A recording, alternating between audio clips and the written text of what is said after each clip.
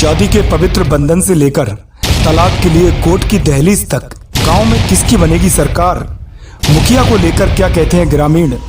सड़क से लेकर संसद तक देश और दुनिया में सियासत की हर खबर, खेल जगत की हर खबर सबसे पहले मां अंबे न्यूज़ पर, खबर जो सच दिखाए।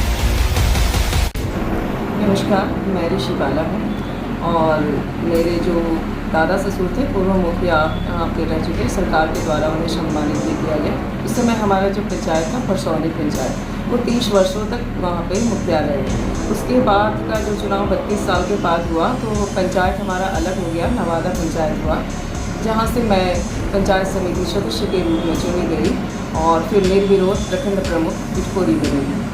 उसके बाद मैं माँ के आंचल का कृपा रहा, माँ भद्रकाली का मैं इसे मानती हूँ कि मैं जो भी काम की उसमें विशेष रूप से मुझे माँ भद्रकाली का एक आशीर्वाद मिला, एक आंचल का छांव मिला, जो मैं जो जिम्मेदारी कर्तव्य निष्ठा से ईमानदारी से मैं उस पद को निर्वहन कर पाई।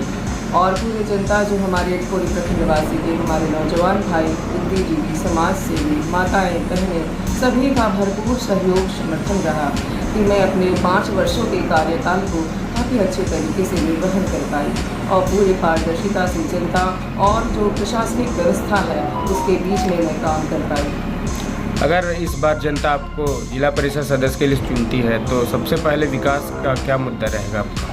सर्वप्रथम मैं बता दूं आप लोगों को कि जो मेरा प्रमुख कार्यकाल का जो 5 वर्ष रहा उसमें मेरा एक लक्ष्य था कि सरकार का होता है कि 50% आरक्षण हम महिलाओं को देते हैं, तो उसमें एक उनकी सोच होती है सरकार की जो महिलाएं हैं वो खुद काम करें और वो प्राथमिकता से सारी चीज़ों का निर्वहन करें और मैं इसका अनुपालन भी 100% की।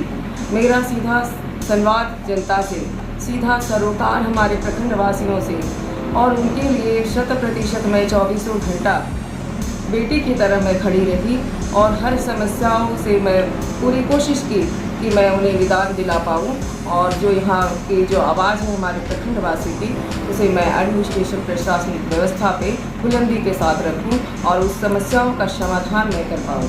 इस क्षेत्र में अभी भी शिक्षा की बहुत कमी देखी जा रही है, उस विषय में आप क्या करेंगे? देखिए, सबसे पहले है कि हमारा ये जो है प्राथमिक लक्ष्य है, उद्देश्य है कि मैं शिक्षा व्यवस्था को सुदृढ़ करूँ और फिर जो हमारा जो स्वास्थ्य व्यवस्था है उसे सुदृढ़ करूँ, उसे चुस्त दुरुस्त करूँ। बिल्डिंग है, हमारी व्यवस्थाएँ हैं पर नज़र है, इसमें कोई दुविधा नहीं, कोई दो मत नहीं। और मैं एक चीज़ और बताना चाहूँगी कि मैं जब प्रमुख थी तो मेरे कार्यकाल में हनुमत्ता कोनाटांड की जगहों को देख करके, क्योंकि वो थोड़े से कटे हुए लगते हैं हमारे प्रखंड से, तो मैं बहुत ही एक उत्साहित होकर के और वहाँ के लोगों से मिल करके एक प्रस्ताव को 2 साल से पेंडिंग पड़ा हुआ था ITI का बिल्डिंग बनाने के लिए, हम लोग काफ़ी तब उत्साहित होकर के लगा कि हमारे क्षेत्र के लिए एक बहुत बड़ा चीज़ होगा और उससे ज़मीन में प्रस्तावित करना, उसे बिल्डिंग में को जल्द से जल्द निर्माण कराने के लिए हम लोगों ने काफ़ी मिलजुल करके क्षेत्रवासियों के साथ काफ़ी अच्छे से उसे निर्वहन किया गया। लेकिन वो हुआ कि हमारा 5 साल कार्यकाल पूरा हो गया। उसके बाद जिस उद्देश्य से उसे निर्माण किया गया उस बिल्डिंग का, मात्र एक बिल्डिंग बन के रह गया। वो उद्देश्य था कि हमारे जो रोज़गार हमारे बच्चों को मिले, वो स्किल डेवलपमेंट हो, ITI करें, हमारे क्षेत्र के बच्चे हमारे आगे जाए और उन्हें जो पलायन की स्थिति है वो हमारा जो है उससे निजात मिले। लेकिन वो ढाक के 3 पात वाला सवाल हो गया कि उसे फिर वो आगे नहीं बढ़ाया गया, बस एक सामान्य सा बिल्डिंग बन करके रह गया। अगर आप बनती हो तो उन्हें फिर से प्राथमिकता मिलेगी? वो बिल्कुल। सबसे बड़ी चीज़ है कि मैं सबसे पहले जिस उद्देश्य से उसको मैं प्रस्तावित करके यहाँ के लिए लाई, वो उसे मैं उस मुकाम तक उसे मैं पहुँचा पाऊँ और उसे जल्द से जल्द सुचारू रूप से संचालित किया जाए।